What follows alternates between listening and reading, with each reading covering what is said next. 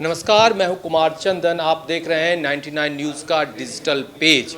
आज हम आप लोगों के साथ बात करेंगे झारखंड में अब तक जो ईडी की कार्रवाई हुई है और इस ईडी की कार्रवाई का राजनीतिक तौर पर क्या असर पड़ रहा है, राजनीतिक परिस्थितियां और ईडी का एक्शन दोनों किस तरह से उलझ गया है या फिर दोनों एक दूसरे को उलझा रहा है।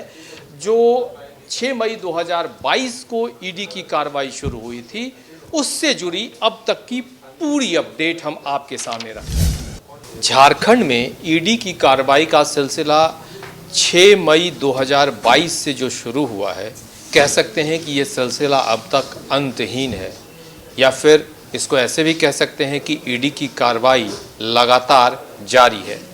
6 मई 2022 को जब पहली बार ईडी की रेड हुई थी, वो आईएएस ऑफिसर पूजा सिंघल के यहाँ से शुरू हुई थी और तब लगभग उनके यहाँ 19.5 करोड़ से ज़्यादा कैश बरामद हुए थे।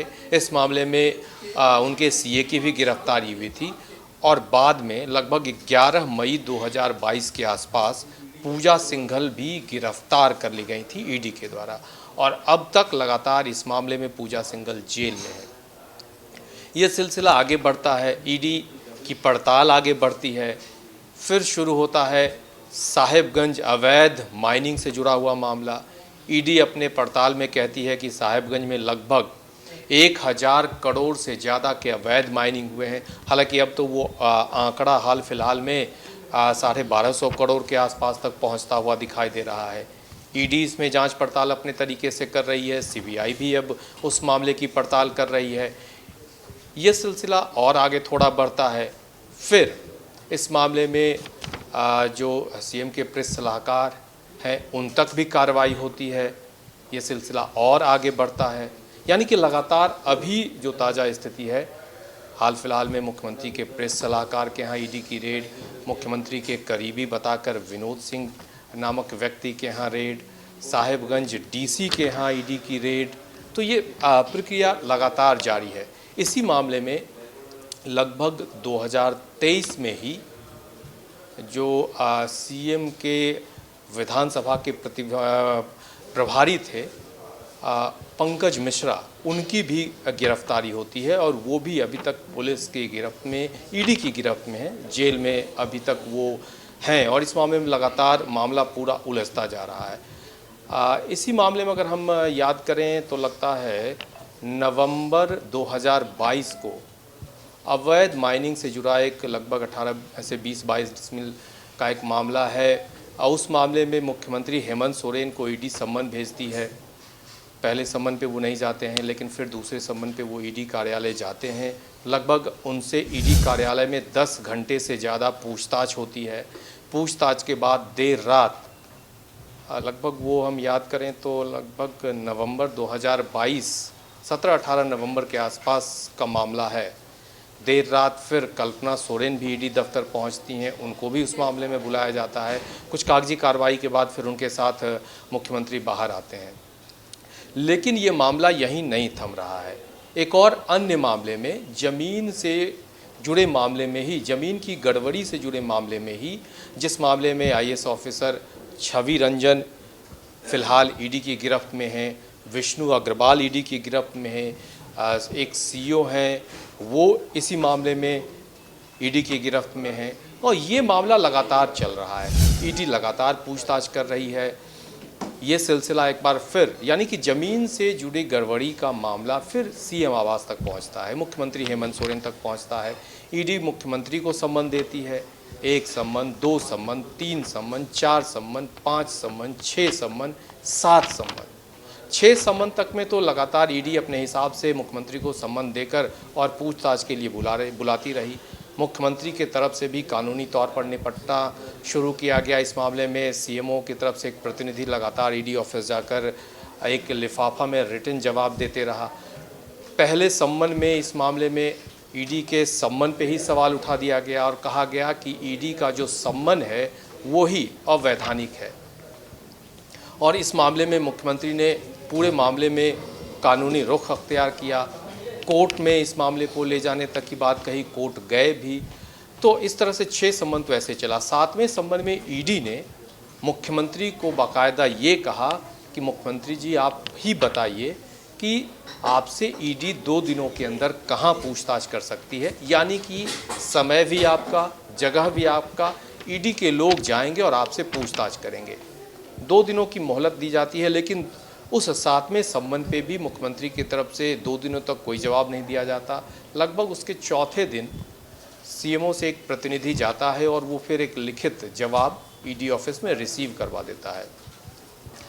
इन सब के बीच अचानक 3 जनवरी को, जिस दिन मुख्यमंत्री आवास में मुख्यमंत्री की अध्यक्षता में सत्ताधारी दल के विधायकों की बैठक बुलाई जाती है, उसी दिन सुबह सुबह ईडी फिर एक्टिव हो जाती है। ईडी की कार्रवाई शुरू हो जाती है और एक साथ झारखंड और झारखंड से बाहर लगभग 10 से 12 ठिकानों पर ईडी की रेड शुरू हो जाती है। ये रेड शुरू होती है मुख्यमंत्री के प्रेस सलाहकार के यहाँ, ये रेड होता है मुख्यमंत्री का करीबी बताकर विनोद सिंह के यहाँ, ये रेड होता है साहिबगंज के डीसी के यहाँ। साहिबगंज के डीसी के सिर्फ साहिबगंज आवास पे ही रेड नहीं होती है, उनके राजस्थान के पैतृक आवास पे भी रेड होती है। फिर हजारीबाग के एक डीएसपी हैं, उनके यहाँ भी रेड होती है। ऐसे कुल मिला के 12 ठिकानों पे ईडी की रेड हुई है, जिसमें विनोद सिंह के यहाँ से लगभग 25 लाख कैश बरामद हुआ है और इसके अलावे जो जानकारी मिल रही है उसके मुताबिक 30 जो पासबुक मिले हैं वो बेनामी तरीके से, जो बताया जा रहा है कि अवैध तरीके से, साहिबगंज डीसी के यहाँ से बताया जा रहा है कि कुछ गोली मिले हैं, जिंदा गोली मिली है, 7-7.5 लाख के आसपास उनके आवास से भी कैश बरामद हुआ है। तो ये तो ईडी की कार्रवाई का एक मामला लब्बुलुआब अब तक है, लेकिन बड़ा सवाल ये उठता है कि ईडी की कार्रवाई का जो दिशा है, या फिर कहें जिस तरह से ईडी की ये घेराबंदी है, इसका अंत कहाँ होगा? इस ईडी की कार्रवाई का परिणाम कहाँ तक जाता हुआ दिख रहा है? क्योंकि ईडी की वजह से झारखंड में राजनीतिक अस्थिरता जैसे हालात भी बनते दिखाई देते हैं। 1 साल पहले की ही बात कर लें, तब भी राज्य में अस्थिरता के हालात हुए थे। उस समय भी ईडी का सम्मन का ही एक मामला था और एक मामला मुख्यमंत्री से जुड़ा हुआ था, जो कि राजभवन में लिफाफा था। तो ये परिस्थितियाँ एक बार फिर बनती हुई दिखाई देती है। अब सवाल ये उठता है कि 7 सम्मन मुख्यमंत्री को भेजा जा चुका है। 7वें सम्मन में भी मुख्यमंत्री ने ईडी को अपना लिखित जवाब दिया है और सीएमओ भी, या फिर कहें मुख्यमंत्री की टीम भी, उनके लीगल एक्सपर्ट, उनके कानूनी सलाहकार जो हैं, वो अब फ़िलहाल वेट एंड वॉच की भूमिका में हैं। वो चाहते हैं कि अब ईडी 7वें सम्मन के बाद जो मुख्यमंत्री की तरफ से लिखित जवाब भेजा गया है, उसके बाद ईडी का अगला स्टैंड क्या होता है।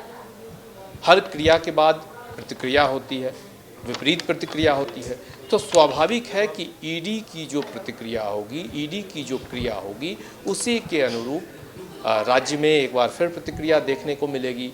मुख्यमंत्री के जो लीगल टीम के लोग हैं, मुख्यमंत्री के जो सलाहकार हैं, वो अपने तरीके से इसकी निपटने की तैयारी कर रहे हैं। तो कुल मिलाकर कहा जा सकता है कि फ़िलहाल राज्य में भ्रम का माहौल बना हुआ है।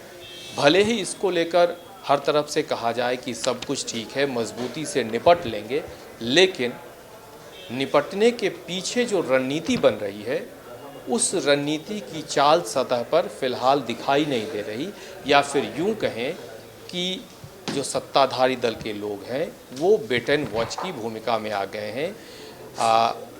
वो अब यही चाहते हैं कि पहले ईडी अपनी चाल चल दे, उसके बाद सत्ताधारी दल के लोग, मुख्यमंत्री हेमंत सोरेन के जो सलाहकार हैं, उनके जो रणनीतिकार हैं, वो अपने पत्ते खोलेंगे।